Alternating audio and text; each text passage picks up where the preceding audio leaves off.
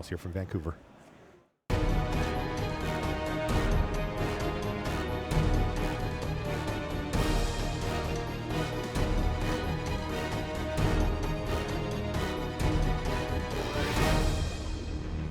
Hello and welcome to coverage of Grand Prix Vancouver. I'm Marshall Sutcliffe in the booth with Paul Cheon, and we're ready for the finals. Jonathan Zaczek against Josh Utter-Leyton. Josh gets to be on the play. He's the third seed. He is playing what has to be said is the deck of the tournament, Death Shadow. This is a brand new version of the deck. Everybody thought it was going to go away after bannings, but it turns out it got better. Yeah, and Josh playing very, very quickly. It looks like he has a flight to catch or something. But he starts out with a turn 1 Mishra's Bauble, looks at the top card, doesn't like it, which tells me again that he has a Street Wraith in hand, and it looks like he does. Meantime, that's an Inquisition of Kozilek from Josh. Yeah. Jonathan has at least 3 Merfolk in hand. And I talked to some of Jonathan's friends between the semifinals and the finals, and they were saying, yeah, this guy, all he does is play Merfolk. If you look at his deck, it's foil Japanese, and all he does is crush the local modern tournament scene with Merfolk. That's all he plays. Yeah, he even plays this on a YouTube channel that he's got. Right. And he's been playing quite well. I was very impressed with the way he was able to navigate his victories against Sam Black in the prior round. Yeah, to say that he's a Merfolk enthusiast would certainly be putting it lightly. So it looks like John mulliganed down to 6. He's got 1 land. Not sure what he chose to do with this scry, but pretty solid hand out of John. A pair of Lord of Atlantis, a Mara Regery, and a pair of Curse Catchers. Yeah, a lot of redundancy here. And that's basically the Merfolk deck, right? You have a bunch of Merfolk, and you basically play something along like 12 to 16 Lords, some Master of Waves, and very minimal disruption. You have some Spreading Seas, you have a few Dismembers, and that's pretty much it. Wow. He's going to take one of the 2 Curse Catchers, Josh Utter-Leyton is. It's interesting. That might signal that Josh Utter-Leyton might have a lot of removal in his hand. And not a lot of lands. Yeah. Well, he drew a land off the top there. Let's see what else he's got. He could cast a Tarmogoyf if he had one. Typically, it takes another couple of turns to get the life total to the level where you can actually play a Death Shadow, just because you do have to work on your own life total pretty significantly to get to that point. Right. And he has a Death Shadow right now. He's down to 15. He can use the fetch land, go to 12, and play a 1/1 Death Shadow. That's not too bad against Merfolk. Yeah. And, by the way, Josh has Delirium. Of course he does. It's turn 2. Right. So Josh can lead off here. He can basically play a Traverse the Overworld for a creature first to play around the Curse Catcher's ability, and then just play Death Shadow afterwards. Alternatively, if he has Hand Disruption, he might just opt to do that instead. Play a Hand Disruption spell like a Thoughtseize, go to a lower life total, then play a Death Shadow.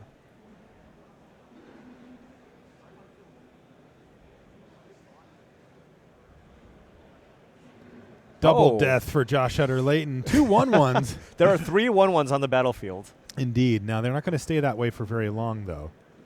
At least Josh doesn't have to worry about Maelstrom Pulses being cast here. That's true. He certainly doesn't. Yeah, Jonathan's going to need to find some lands here as well. Remember, when we last looked, he just had the 1 island. Right. And does he have the land? He didn't draw one for the turn. Oh, no. Uh-oh. This could be a quick game. He's past the turn back. Oh. Paul, if Josh has ways to get his life total low, a fetch land, there's a Street Wraith. That's a good start. This could be a massive attack from Josh Utter-Leyton. That was deal 4 damage, draw a card. And unfortunately, I think it's just going to be 2 more damage. It's going to be the maximum that he can do. Yeah. Still, that's not too bad. Yeah, this is already just an unbelievable start from Josh Utter-Leyton. Yeah, this is a beating. I think John would have had a difficult time just beating the start no matter what hand he had. But, yeah, Josh Utter-Leyton is going to go down to 8 life here. He's got a pair of 5/5 Death Shadows. And then he can actually just play a Traverse the Ulvenwald for a Tarmogoyf. Or another Death Shadow if he wants. I guess he does have another Shock land in his hand, meaning that on the following turn, Death Shadows will be 7/7s. He could have 3 7/7s on the board. Is that good? Yeah. I'm gonna go with yes on that Is one. that acceptable? My goodness. I wonder if Josh is thinking, okay, is there echoing truth in the Merfolk deck? Really, still doesn't do a whole lot here. Yeah, who cares? Yeah. And So- there's Traverse the Ulvenwald. So this is turn Triple. 3. This is a turn 3? What is... Okay, this is turn 3 with a hand disruption spell on turn 1. Next turn, he's going to have 3 7/7s attacking. Minimum. Minimum. And you know what? Jonathan Zaczek did the math and said, yeah, that's enough to kill me. He did not find a second land that game, and Josh Utter-Leyton annihilated him. Yeah. I just want to say... Wow, what a savaging. Yeah. I'm just going to say, at one point, Wild Nakado was banned because they thought, well, 1 mana 3/3, a little overpowered, right? It's a little too aggressive. I think we should ban this creature. Josh Utter-Leyton had 3 1 mana 7/7s on turn 3. Wow, that is unbelievable. That does Wow. put Josh 1 win away. Now, I want you to tell us, though, because it's really funny. Like, we all know that Josh is an all-time great Magic player. He has 5 Pro Tour top 8s, very likely to get voted into the Hall of Fame. Yes. I guess I might vote for him. I'm definitely going to vote for him. I'll tell you that. I'll spoil that one right now. When he came into this tournament, though, he actually had some work to do. Can you explain to us what the situation was with Raptor coming in? Yeah, so I've talked about this kind of for a lot of today, but even the greats, one of the all-time greats, Josh Utter-Leyton is going to be a Hall of Famer. He's going to be first ballot. He had a rough season last year. He had to say that he had a really, really bad season and actually was silver this year. Not gold, he was silver. He was qualified for just the first Pro Tour of the year. Then he managed to qualify for the second Pro Tour via the Mox, and he was not qualified for Pro Tour Nashville. Josh Utter-Leyton, Hall of Famer, he's going to get inducted, but not qualified for the third Pro Tour of the season. He had to top 8 or finish X and 2 to qualify for the Pro Tour. And keep in mind, he is on a team. He's on team CFB Fire. If he did not qualify, that's just a straight-up donut from one player for that Pro Tour. Unreal. But, yeah, Josh Utter-Leyton started out 11-1, got the concession from Jerry Thompson, won his next round, and here we are in the finals. Wow. So how did it work out for him? I guess it's going all right. Is he qualified now? Yeah. Yeah, you don't often see players of Josh's caliber in a situation where they're scrapping for invites. Right. But It does happen. Like does. Like I said, it happens to the best of them. Luis really Scott Vargas does. was silver for a season. Paulo Vitor Dama de Rosa was silver for a season. And Paulo Vitor is somebody who averages a Pro Tour top 8 a year. yeah.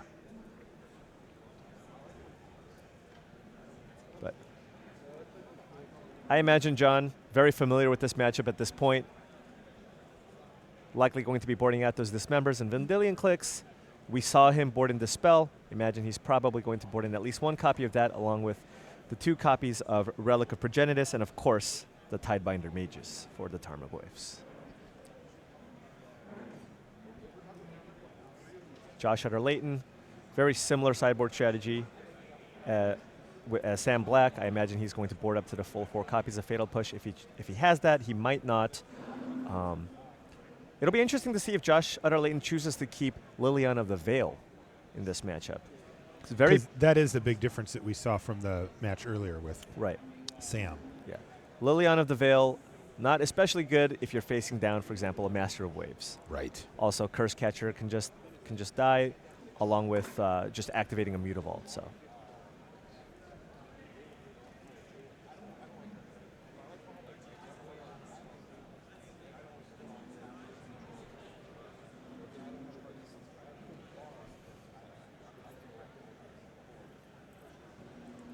Curious to see how this next game goes, as Jonathan didn't really have a chance to get anything going there. Right. He kept a 1-lander. He got to make a turn 1 play, didn't find a second land, and Josh just had one of those insane draws for this deck. Yeah, and that's the thing with the Death Shadow deck.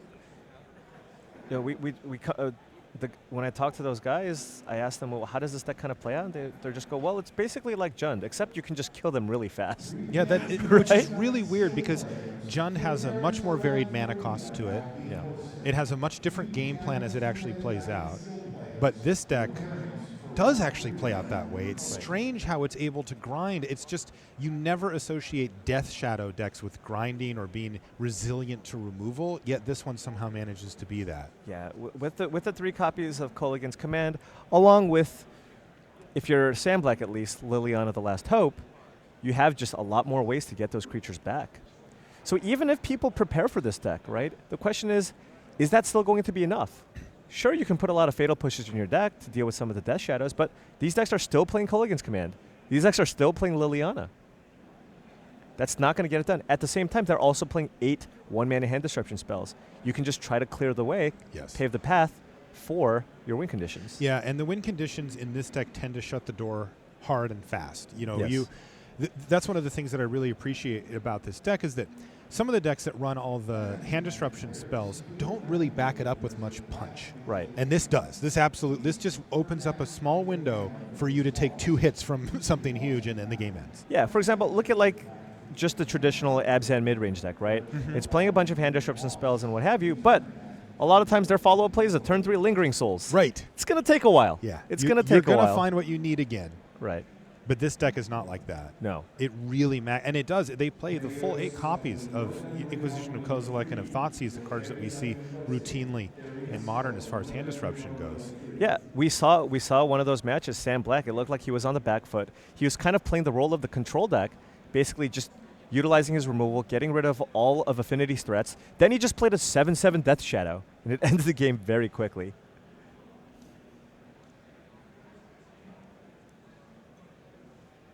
Players are looking at deck lists. That is something that they're allowed to do in the top 8 here, though while they're playing, they can't consult the deck list. They just can do it while they're sideboarding or before the game. All right, looks like we're ready here.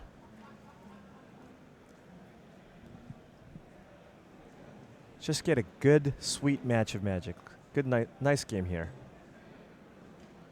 Ooh. Let's see if Jonathan Zaczek has a keeper. So interesting. I think I see a Tectonic Edge in Jonathan's hand. He has 4 Tectonic Edges in his sideboard. Interesting. 4 lands in his sideboard.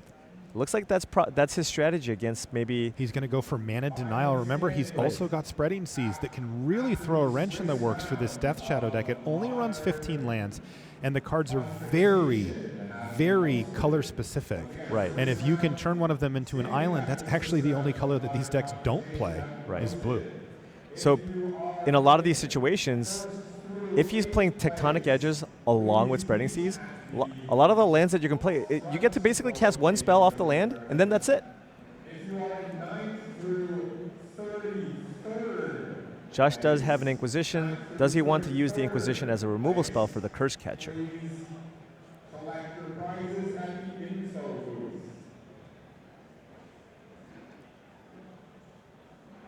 Josh is deciding how he wants to proceed here. He wants that Tarfire that was on top of his library. So he's going to cycle the Street Wraith first, and then he can play a fetch land here. I would guess that he probably is just going to fire. He has multiple hand destruction spells in his hand. He's probably just going to cast one of them to get the Curse Catcher off the board.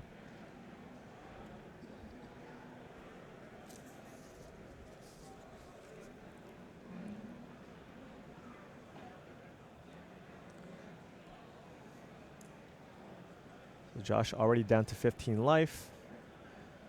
So Josh basically has to decide, do I want to cast a Thoughtseize here or an Inquisition? Thoughtseize does allow you to get a Master of Waves, but it's almost certainly going to get countered. By the way, it's 18 lands, not 15. That was my mistake. Oh, okay. Still, very few lands for a 60-card deck. Right. And Jonathan may be able to get some value from those Tectonic Edges. He also, by the way, takes his Ether Vials and Master of Waves out for this matchup. Wow. Okay. Interesting. Master of Waves looked like it was pretty strong, and there weren't too many ways for Josh to beat it. But I guess Josh Utter-Leyton does potentially have up to 4 Fatal Pushes. Yeah, you still have to get Revolt going. Like, that's fairly narrow. Tarfire doesn't hit it, neither does Kolaghan's Command. It looks like he's just all in on the Mana Denial strategy here. Yeah, he is. Which is kind of cool, actually. Here's Curse Catcher now for Jonathan. And I think that's a Relic. And he does have a Relic. That's interesting. He's going to make Josh exile one card. He can tap it and do that. Josh gets to pick the card, though. It's likely not going to be enough to shut off a Traverse the Ulvenwald if Josh has one right now. Mm-hmm. But he wanted to get that Curse Catcher down. Yeah, he's got Artifact, Creature, and Sorcery, and with the fetch land, that's still Delirium. So he can play a Traverse the Ulvenwald here if he wants for Death Shadow. Josh with a good amount of removal in his hand, too. But because the Relic of Progenitus is on the battlefield, I feel like Josh does want to fire off the Traverse the Ulvenwald now, because otherwise, if Jonathan keeps up mana, he can basically choose to fizzle the Delirium aspect. Give him a basic. And you can find a basic land, exactly. And he's only got, what, 2 or 3 basics in the whole deck? Yes.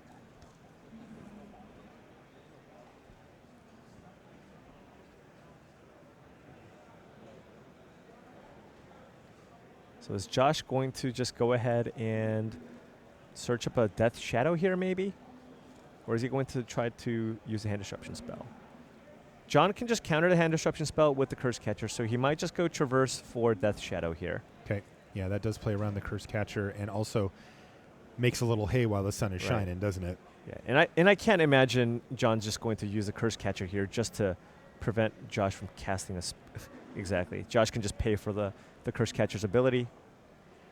It would slow down Josh from being able to cast this Death Shadow, which can be important, but that is a steep price to pay. Yeah, just throwing away one of your creatures like that is not what you want to be doing. Yeah. You want Josh to be kind of going through the hoops of trying to play around that active Curse Catcher. And plus, you know, it only saves you for 1 turn, and the Curse Catcher can just block. Right. It's the same thing.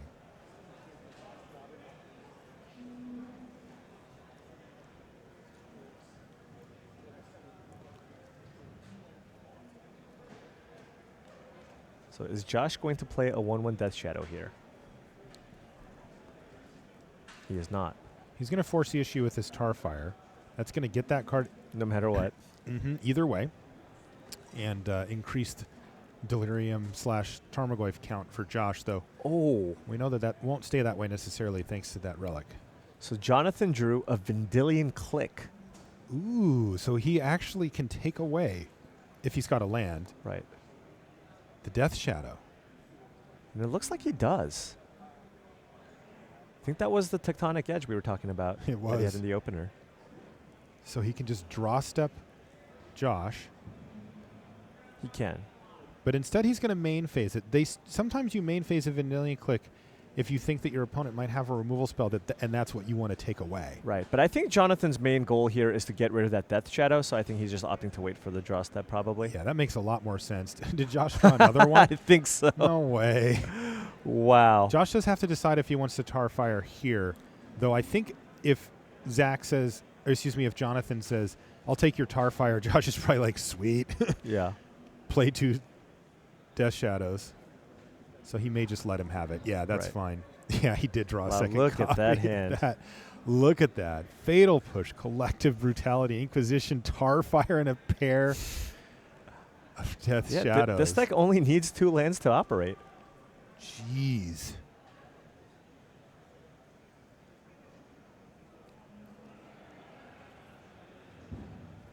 Yeah, this hand could be the shadow of Jonathan Zaczek's death looming over him here. He's had a nice little start here. Yeah. So the Vendilion Click will put a little bit of pressure, but Josh has multiple ways to deal with the Vendilion Click. So getting either the Collective Brutality or the Tarfire doesn't do a whole lot for you here. No. So does he want to just get rid of one of the Death Shadows to kind of try to so. stem the bleeding? I do think so. Also, Josh doesn't really have a lot of ways to damage himself right now. So those Death Shadows are just 1/1s for the time being.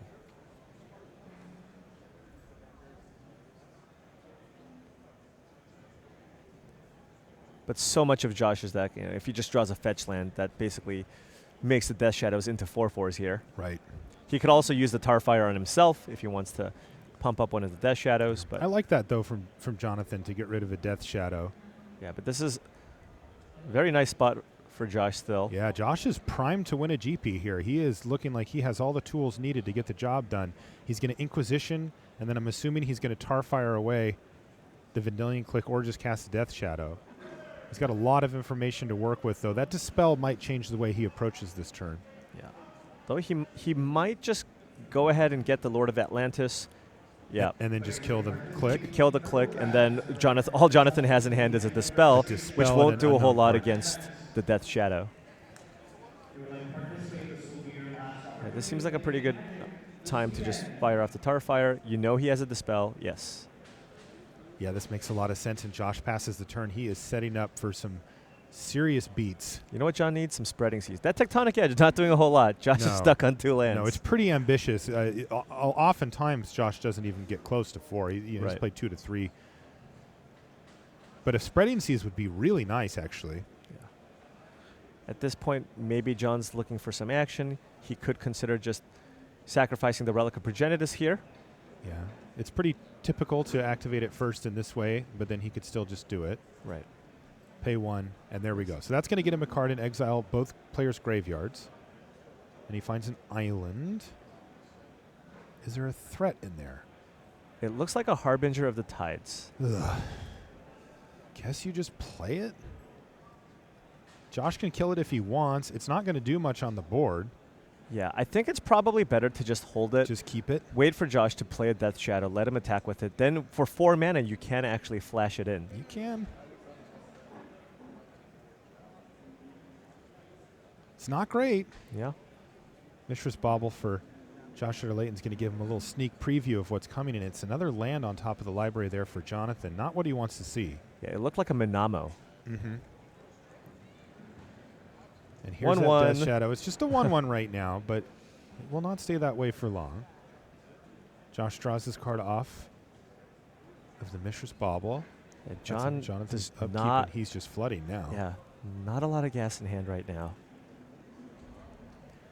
Josh isn't really putting on a lot of pressure, but he's got 4 spells in hand. And it doesn't take much to get the train rolling here either. Yeah. Oh, it looks like actually one of the cards was a Wooded Foothills that he was actually sandbagging. He did sandbag that because he just drew Liliana for the turn. Right. Why do you think he did that? I think he just wanted to hide the information. Mm-hmm. Don't really need to play that 3rd land until you draw a 3-mana spell, so he can just wait. Now he's got mana available here. He knows Jonathan's hand too. Well, attack, crack. Josh probably he drew the land off the bauble. That's what it was. Oh, okay. we're trying to figure out like the next level plays of the Hall of Famer. You're like, okay, what was going through his mind? Because this went way over my head.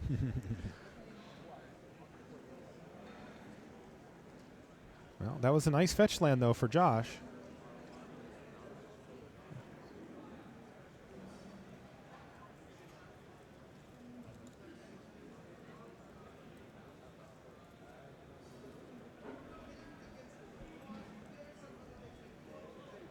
So Jonathan opting to just take the damage here, probably going to be flashing in the Harbinger at the end of turn. And there's Liliana. Yeah, and one nice little thing about the Oboro here is if Jonathan wants to just throw away a land, he can return the Oboro to his hand and discard that. That looks like what he's going to do. And he can also put a little bit of pressure on the Liliana. It looks like end of turn he's going to bounce the Death Shadow and then attack the Liliana for 2. That's basically the only option he has.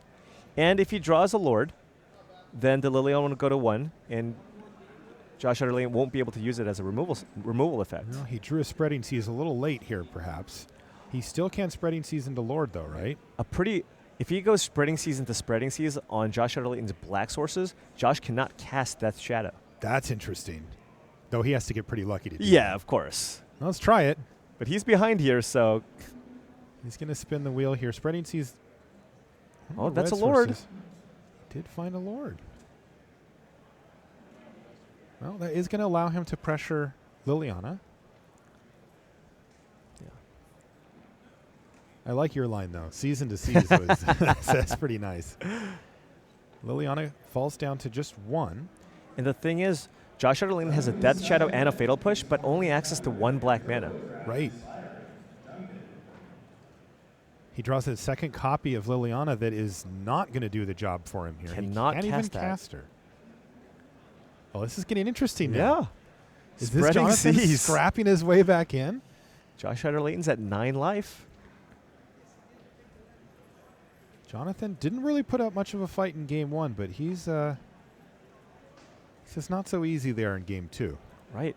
He's still going to need some fortunate draws to get himself out of this, but that last turn was nice. Right. And the thing is, if Josh plays the Death Shadow here, the Harbinger of the Tides has Island Walk. There's a Spreading Seas on the board. Yeah, I think we're going to see collective brutality from Josh. Take down that Lord. Yeah.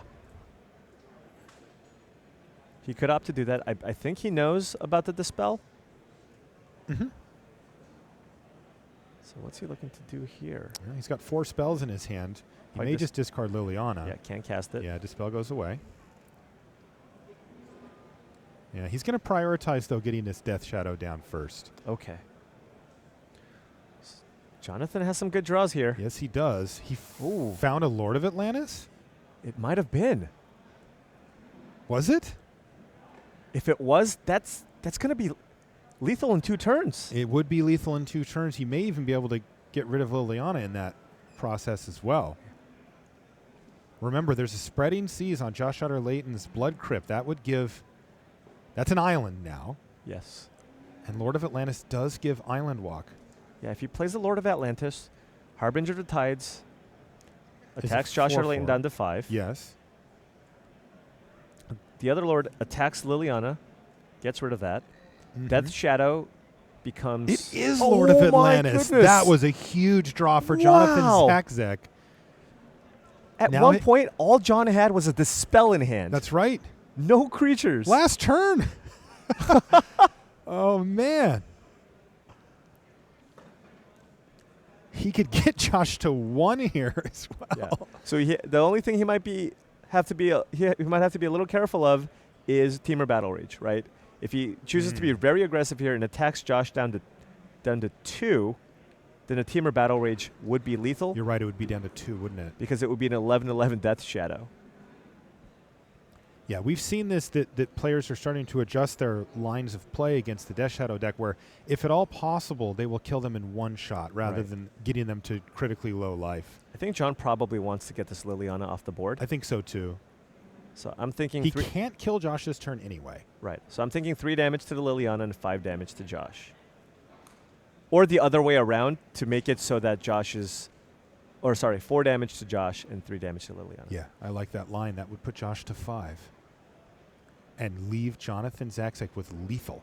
Yes. And this gives... Wow, that was such a huge rip because the collective brutality doesn't do what he wants it to do anymore. Now, there's a fatal push still. But he's short on black mana to be able to cast both. Yeah, this Spreading Seas has been just... What a beating. So brutal. You can see why Jonathan is prioritizing this mana denial strategy. Though the Spreading seems super effective, the Tectonic Edge is less so. Right. Yeah, if he's got 4 mana, I was a little bit surprised because, again, the Death Shadow deck doesn't really play a lot of lands. So I thought he was basically just going to play, use the Spreading Seas and maybe keep some other cards in his deck. Like Master of Waves, for example.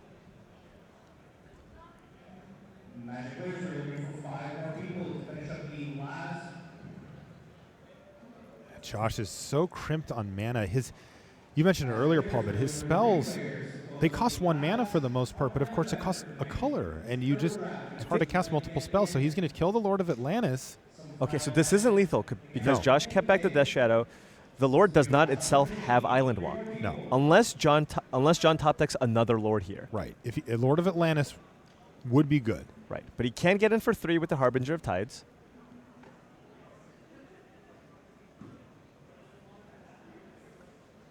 Did Jonathan draw another Lord?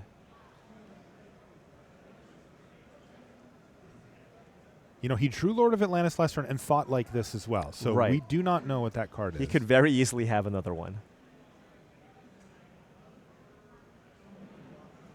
Curse Catcher. Yeah. That's the only 1 drop. Yeah. I think you have to attack here. I know he's a little bit concerned about Tarfire. And Tarfire is a blowout.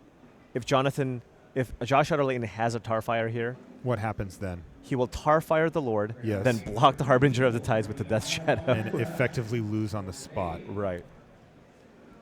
But I think you want to play to win here. I think so too.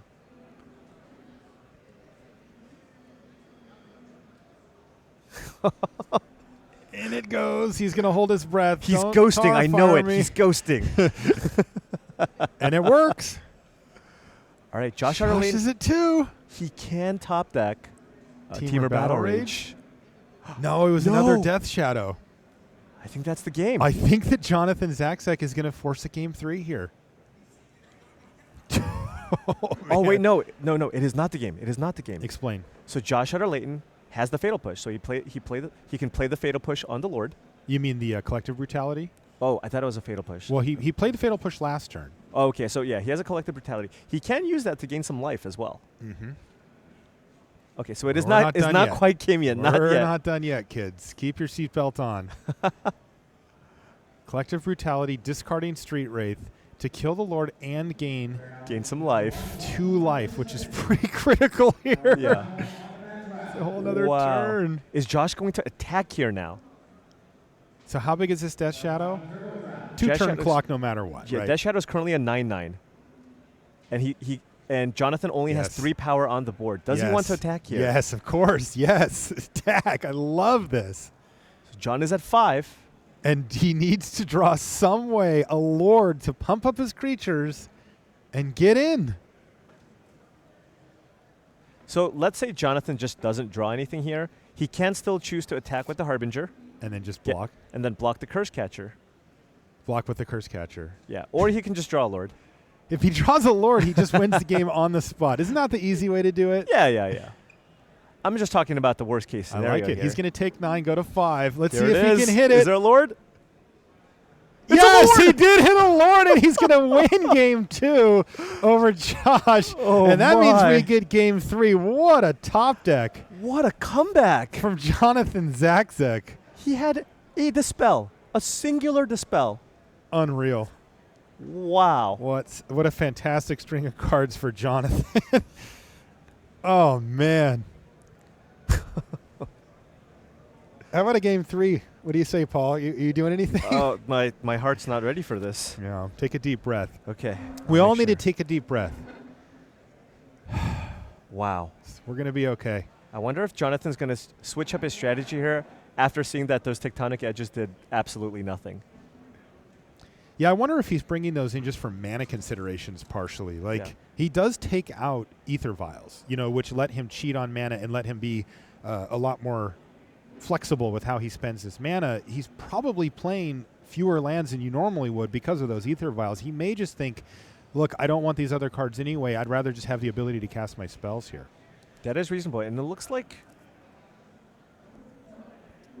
Yeah, the thing is, Josh Utter-Leyton has a lot of hand disruption. So if you're keeping Ether Vial in your deck and you play it turn 1, Josh can just strip your hand of all your threats and you're basically just down a card. Right.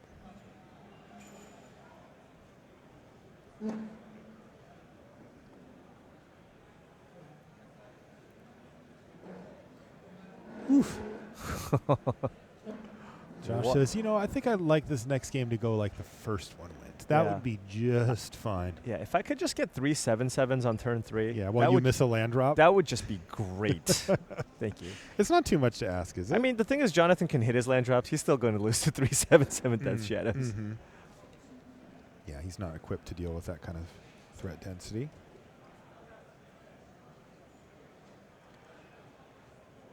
Just making sure. Looks like Raptor went for the shuffle the whole sideboard into the main deck and make sure you have all the cards ready. Yeah, Ranger Rios might be a little bit ambitious because if you do get an early Godless run and you get Spreading Seas, then you draw it. You never get to play it. Yeah. Yeah, Josh Utter-Leyton just wants to get off to a really quick start here. Yeah. He wants to have some hand disruption, play some Death Shadows early, and win that way. Because the Merfolk deck, as you see, just get a couple Lords on the battlefield, play a Spreading Seas, and then, yeah, Josh just eventually ran out of removal. It looks like Jonathan's playing a little rope-a-dope here. Oh yeah. Yeah, he's. I think he's putting the Ether Vials back in. Interesting. and taking on the tech draw. edges back out. On the draw. He's like, you know what? I can afford to lose a card because I'm on the draw. I get that extra card back. I do, and he gets that tempo back from just playing it. It's interesting. Also, he may, be considering that Josh might not have as many answers or whatever, and he feels like his Ether Vial is going to stick around. Right.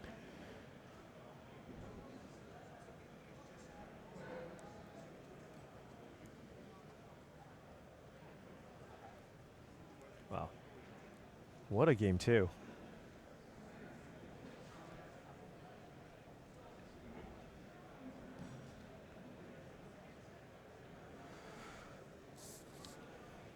Jonathan's back here, and this has been a good tournament. Oh, yeah. We thought it was going to be the tournament of Death Shadow, but Jonathan. He might have something to say about it. Yes. He's got his gleaming, magnificent Merfolk deck all foiled out in Japanese for us here. I can't see. And he's got something to say. Yeah. Though, honestly, just looking at it on paper, this matchup looks so bad for Jonathan. Right. Josh is all cheap interactive removal spells and cheap massive threats that he can't kill. Like, isn't that just the nightmare for the Merfolk player? Yeah, but just the Spreading Seas, you just saw how much work it did. If Jonathan didn't go Spreading Seas in the spell, I feel Josh would have won fairly easily there. The fact that Josh couldn't go Death Shadow into Fatal Push on that one turn was huge. Yeah, it was massive. And, the funny thing is that while we've seen Spreading Seas have an effect, it's not like Jonathan's gone turn 2 Spreading Seas, turn 3 Spreading Seas yet, right? Like, which is the thing that Josh really doesn't want to see.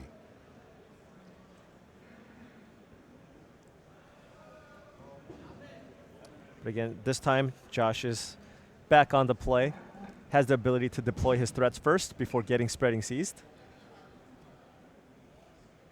What do you think Josh is thinking? Do you think Josh is like, I really want to win this GP, or, hey, I'm back on the train? I think he wants to win this GP. I think so, too. I feel safe assuming that. Yeah. Basically, Josh is hoping, can you please just not try any Spreading Seas? That's all he's hoping for. It's like, I just want to cast my spells. Can we just play some fair magic? Yeah, how about this? You get to cast spells and I get to cast spells. Let's just do that. I think Josh would take that in a heartbeat. He just has so much control over how the games play out, given how much interactive spells he has in his deck, while Jonathan really doesn't. Yeah, definitely.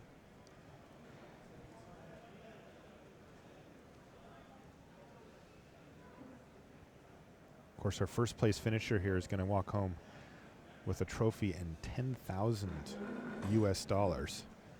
A lot on the line for one game of Magic. Absolutely. That has to favor Josh as well, though. Just such a long career, high-level play, 5 PT top 8s. I mean, the guy's, right now he's thinking about, like, dinner or something. Yeah. He's played some high-pressure matches before, winning ins for Pro Tour top 8s and all that. Where Jonathan, certainly less experienced than Josh here, though he's played very well and very calm. He doesn't seem like he's rattled at all, but if you had to pick one of the two, you'd have to give the edge to Josh there. Yeah. John, just an absolute master with the Merfolk deck, has probably just put in countless hours playing the deck. All he does is make Merfolk YouTube videos and crushes his local modern scene, tournament scene as well, and just plays one deck, never switches. Yeah. Play one way, as they say in the business. He might just be the Merfolk guy. Oh, he's definitely the Merfolk guy. Are you kidding me? We almost had an 8-rack guy. We definitely have a Merfolk I was a guy. little, I know John Stern, and I'm friends with him, but kind of wanted to see there be an 8-rack guy. And Me too. now I don't know if you don't top 8. I don't think you can be that guy. No, I think it's a little. He's going to have to come back and try again. Yeah, that's the one more time. But Jonathan, welcome to the club, buddy. You're the Yeah. Merfolk guy. What are you? You're the stream guy? No, I know who you are. Oh God. You're LSV's friend. Oh, come on. Hey, everybody has to have a claim to fame, man. Come on. At least you have one. You wait for the finals for this? I thought we were establishing, We were building trust. Yeah, we Is were that what you building thought? trust. Yeah. We had some nice conversations. We've had some dinner. And now I'm just the LSV's friend guy? Wow.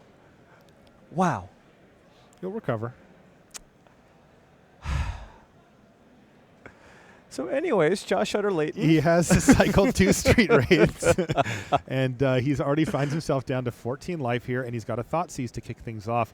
And this is going to give us a lot of information, of course, Josh as well, about what's going on in Jonathan's hand and how this is going to play out. Oh, yeah. It looks like Josh is probably just taking that Ether Vial. John kept his 7 with land Ether Vial and a lot of 2-drops.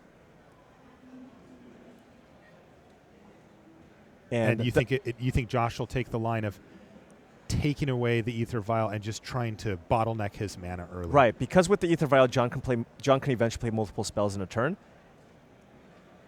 And if you try to play the fair game where John has to basically just play a 2-mana creature every turn, that's just that's the game Josh is going to play. Josh is going to win because Josh is going to go. Jonathan's going to go turn 2/2/1. Josh is going to go, well, I'm going to play a 6/7. Right. I'm going to play a 7/7. And there it goes. And this is also the type of hand that could go horribly awry for Jonathan if he just doesn't find any lands at all. Right. It could just be a replay of the first game. All right. He found a land off the top, so he's in business. And I don't think he played his Curse Catcher. Did he have a Curse Catcher in hand? Oh, maybe he didn't. I don't think he did. I thought he did. Okay. So Josh already down to 12. He can just start playing Death Shadows if he wants. And it looks like he has one in hand. Yeah. This is the start that Josh wanted. Down to 9 life already. John's winning. Yeah. Yeah, look at the life totals. You can tell. Oh, do you have a Tarmogoyf as well? Okay. Okay. So creature, sorcery, land, artifact. Reasonable Tarmogoyf. Yeah, not too bad, but we know that that can change very, very quickly. There's also a Tarfire in hand for Josh. So if Jonathan is like land, play a Merfolk, yeah, he's taking a beating next turn. This is the ideal start for Josh Utter-Leyton. Yeah, this is really good. He's going to go Silvergale Adept, I would assume. Yeah. So Josh can now just go Tarfire to Silvergale Adept, attack for 7, then play a 4/4 Death Shadow. Oh, he just drew another Death Does he have a Shadow, third Paul. land? I'm going to say no. Okay. But he doesn't have a need here to cast a Tarfire. He can just attack for 4 and just play 2 Death Shadows. How is John's deck going to keep up? He needed that turn 1 Ether Vial. Oh, yeah, wow. This is savage. Jonathan Zaczek has put up a very good fight, but he is facing overwhelming odds at this point as Josh Utter-Leyton is on the warpath here. Not even Spreading Seas will get him out of this one. No. See, the problem is the damage is done. He's already developed his board with massive threats. Way bigger than anything Jonathan's doing at this point. We could easily be seeing Josh Utter-Leyton in the last few turns before he wins Grand Prix Vancouver. And yeah, Josh's hand is also fantastic. He's got a Tarfire in hand to grow the Goyfs, but he's also got Liliana, the Last Hope, which deals with the Silvergale Adept as well if Josh draws a land, and also a Culligan's Command. Are you serious? So he has his late game spells as well. Yes. He does not have the third land for them, but there's really no bad draws for him outside of those cards off the top of his library at this point. Yeah, he basically has it all. Josh came here to qualify for the Pro Tour. He might leave here with $10,000 in a trophy. He came here to win the Grand Prix. Marrow Regery for Jonathan Zaczek is not going to get the job done here. So let's see what Josh Utter-Leyton finds. draws something like a fetch land. That's so much extra damage. Another Tarmogoyf off the top. He is just flooding the board with threats. Now, does he want to actually take this turn, though, to use the Tarfire here?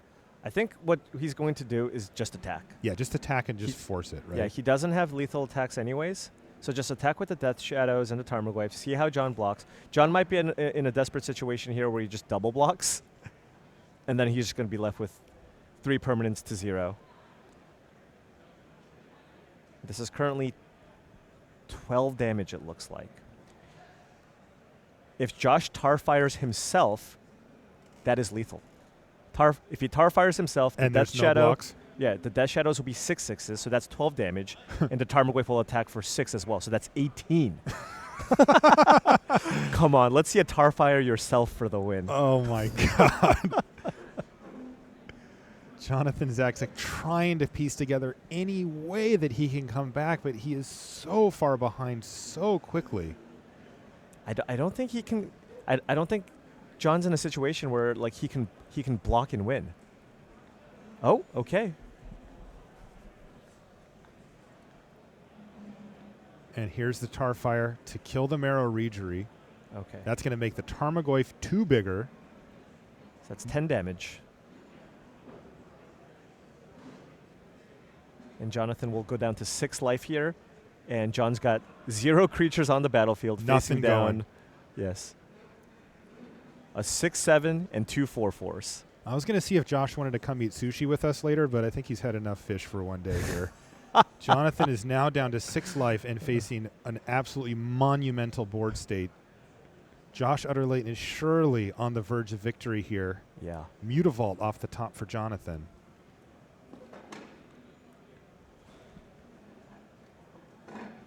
Not a lot John can do here. These creatures are gigantic.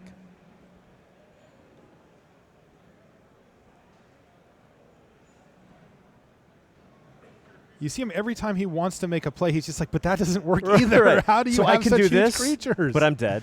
But then I can do this, and I'm I also die next dead. turn. Yeah.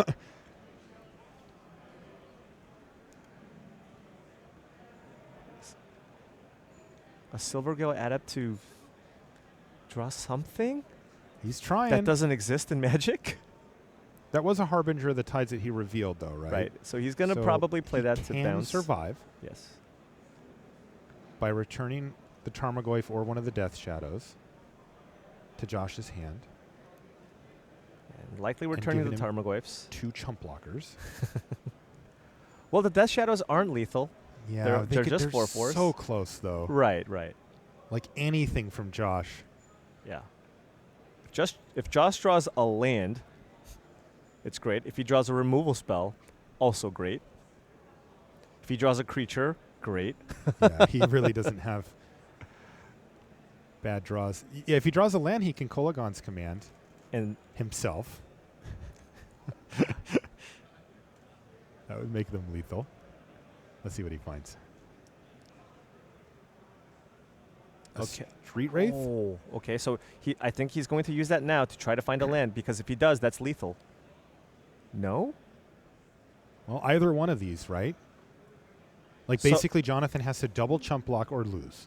Right. But if he just cycled the Street Wraith first Mhm. and he found a land, Josh would have just won this game right now. Yep. He just, and the thing he is, just kills one of and the even if he creatures with cycles the Kolagon's Street Command. Wraith now, Uh-huh. John still has to individually block both of those creatures. Yes, that's true.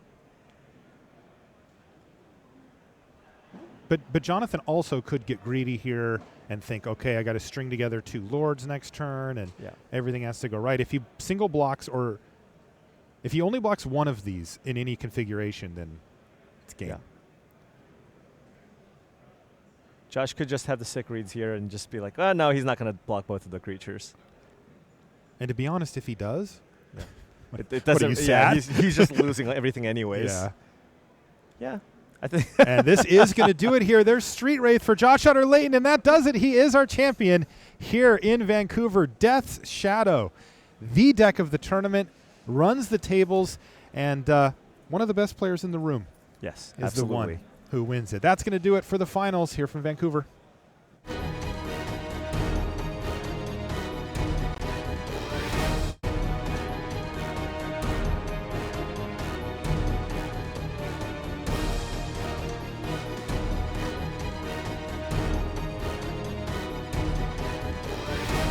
Hello there. Welcome back to the booth here in Vancouver. That's Paul Chion. I'm Marshall Sutcliffe. And that was a heck of a weekend, Paul. We ended up having one of the best players in the whole room win the GP, to nobody's surprise. But, wow, what a crazy tournament this was. Yeah, this was a crazy tournament.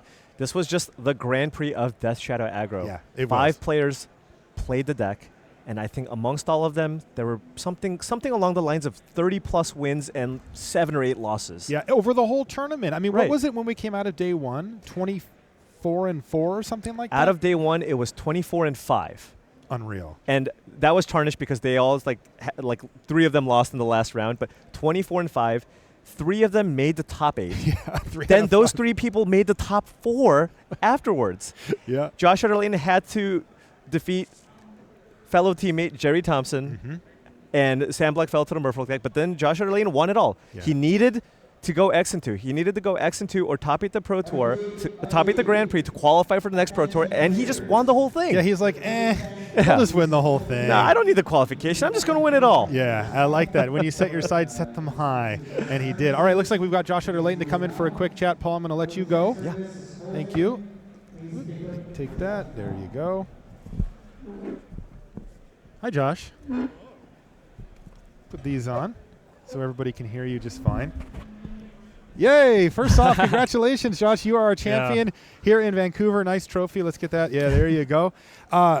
This Death Shadow aggro deck, wow, what a beating. We were just talking really about how good. well it did on day 1 and how well it did in day 2. How good is this deck? It's really good. Is it just unreal? I think it's mostly real. 'Cause, The fact that you can just have a fair deck that is pretty good against it, I think, means it's not like completely broken or anything. Fair. But it gets to be like a fair Jund deck that also just beats all of the other unfair decks because you also have a super fast clock and lots of disruption. Yeah, I noticed that it seems to play out significantly differently than the old Death Shadow aggro decks. It feels a lot less all-in than those ones. Yeah, you're much less aggressive. You're much more interacting with your opponent and messing up their game plan. And then just, oh, by the way, I also have 1 minute 10-10. Yeah, which we saw quite a bit of from you over the course of the weekend. Now, let's talk about you personally here for a minute, though. You came in with the goal of, okay, I got to qualify for the next Pro Tour. Talk us through that. Yeah, I've been hitting up all the GPs trying to qualify. I got my teammates decided to put me on CFB Fire despite not being qualified for PTs past the first 2. Having full faith in your skills. Yeah. And I guess they were right. And they were right because you blew right by that goal and went all the way to win this Grand Prix. Congratulations. Thanks, Marshall. Yeah, that was super fun to watch, man. And also, I had one more question because I know people at home are going to want to know about this. How do you beat this deck, this Death Shadow aggro deck? Because it's going to be all over Magic Online. Everybody's going to be playing it. Does it have any big weaknesses? Yeah, I think if you build a more like normal, just kind of Jund deck, you're going to do just fine against it. Okay, you've got all the removal spells you need. Yeah, and when I say Jund, I don't necessarily mean like green, black, red, but green, black, something. Yeah, whichever configuration. Yeah, it could be blue, could be white, just that style of deck. Okay, cool. Though I think you probably want to build that with Death Shadow in it, so I don't know. All right, some brews are already forming in your head here. Okay, well, great stuff. Congratulations again to you. We're going to sign off, though, from Vancouver because it's been a long weekend, a lot of Modern, and we wanted to say thank you, of course, to you at home for hanging out with us and for watching. And once again, thanks again, and congratulations to Josh Utter-Leyton, our champion here in Vancouver. Also wanted to thank all the staff that makes this tournament possible. There's a lot of people in this room, over 1,500 players, and it takes a lot to make sure that everything goes smoothly. So thank you so much to them. That is going to do it, though, from Vancouver. So for Paul Cheon and for our champion Josh Utter-Leyton, I'm Marshall Sutcliffe. We'll see you next time.